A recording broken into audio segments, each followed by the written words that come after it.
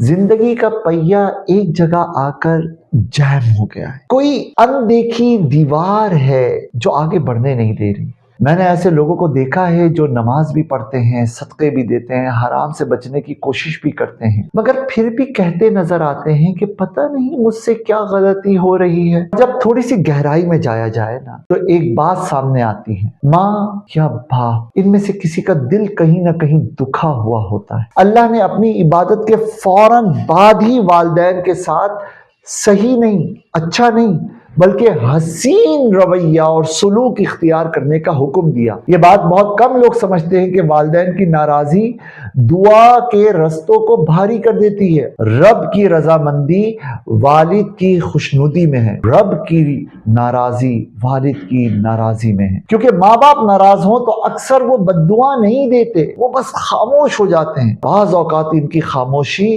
بد دعا سے بھی زیادہ خطرناک ثابت ہوتی. دین ہمیں یہ سکھاتا ہے کہ بندہ ذرا جھک جائے. واپسی کا دروازہ ہمیشہ کھلا رکھا گیا ہے. ان دونوں سے نرم اور عزت کی بات کرو، کرم والی بات کرو. کبھی کبھار صرف ایک نرم جملہ، ایک خاموش خدمت وہ کام کر جاتا ہے جو لمبی دعائیں نہیں کر پاتی. اللہ نے والدین کو اس لیے نہیں بنایا کہ بندہ ٹوٹ جائے، بلکہ اس لیے بنایا ہے کہ بندہ سنور جائے. اگر آج آپ کی دعا رکی ہوئی آپ کو محسوس ہو رہی ہے نا تو الفاظ بدلنے سے پہلے رویہ بدل کر دیکھیے. آپ کا لہجہ، آپ کا انداز، آپ کی باتیں، چھوٹی چھوٹی چیزیں، چھوٹی چھوٹی خدمتیں والدین کے دل کو خوش کر گئی نا تو دعائیں بارآور ہو جائیں گی، کامیابیاں روٹھی ہوئی واپس آ جائیں گی، اور آپ ترقی اور عروج کی منازل ایسے طے کریں گے کہ آپ خود حیران رہ جائیں گے.